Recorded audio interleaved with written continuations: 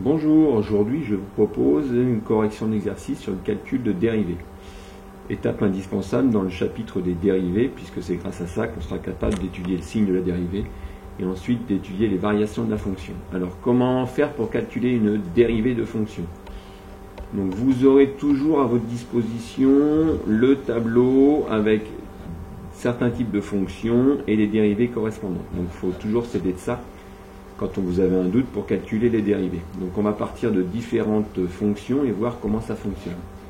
Première fonction, f de x égale 50.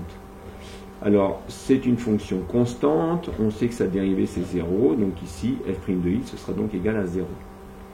Deuxième fonction, la fonction g de x égale 12x moins 35. Donc vous avez ici une fonction du type affine, ax plus b, et on sait que quand la fonction est du type ax plus b, sa dérivée c'est le coefficient de x, c'est-à-dire a. Ici le coefficient de x est donc 12, la dérivée ce sera donc 12. Donc g' de x égale 12. h de x moins 27x plus 5, ici c'est encore une fonction affine. Quel est le coefficient de x moins 27? Donc la dérivée c'est moins 27. 72 plus 7,5x, c'est pas noté de la même façon, mais j'ai encore une fonction affine sous les yeux. Quel est le coefficient de x plus 7,5? Donc j'ai le droit de dire que la dérivée c'est 7,5. Maintenant la fonction moins 13 fois x carré. Donc là j'ai moins 13 fois la fonction x carré. La dérivée de la fonction x carré, on sait que c'est 2x. Donc la dérivée c'est moins 13 fois 2x. Ça nous donne donc moins 26x. Nouvelle fonction, 5x au carré moins 12x plus 270. Donc là j'ai une somme de fonctions.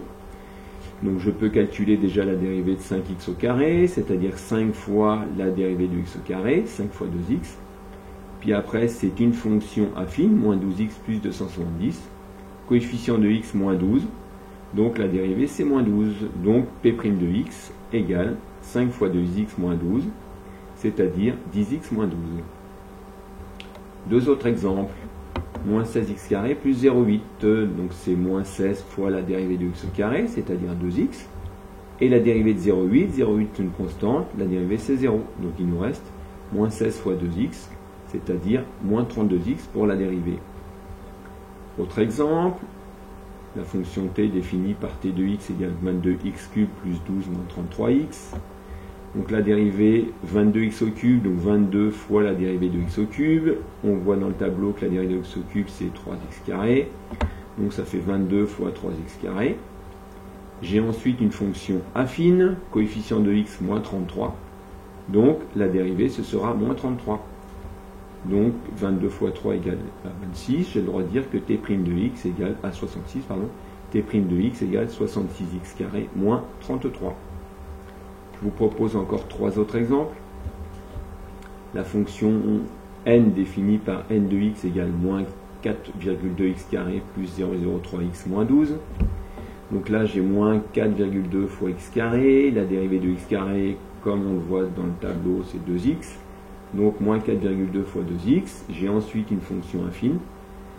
Coefficient de x c'est plus 0,03. Donc la dérivée plus 0,03. Donc n' de x sera égal à moins 8,4x plus 0,03. Autre exemple, la fonction p définie par p de x égale 9,5x cube moins 6,3x plus 235. Donc j'ai 9,5 fois x cube, dérivée de x au cube, dans le tableau on voit que c'est 3x carré. Donc la dérivée de 9,5x au cube c'est bien 9,5 fois 3x carré. J'ai ensuite à côté une fonction affine, coefficient de x moins 6,3, donc la dérivée de moins 6,3x plus 235 c'est moins 6,3. Je peux donc dire que p' de x égale 28,5x carré moins 6,3. Dernier exemple que je vous propose, la fonction r définie par r de x égale moins 14 sur x. Donc c'est du type 1 sur x, mais au lieu d'être 1, c'est moins 14. On sait que la dérivée de 1 sur x c'est moins 1 sur x carré.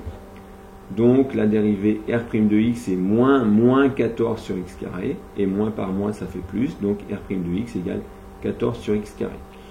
En espérant que ces quelques exemples vous aident à comprendre le calcul de dérivée.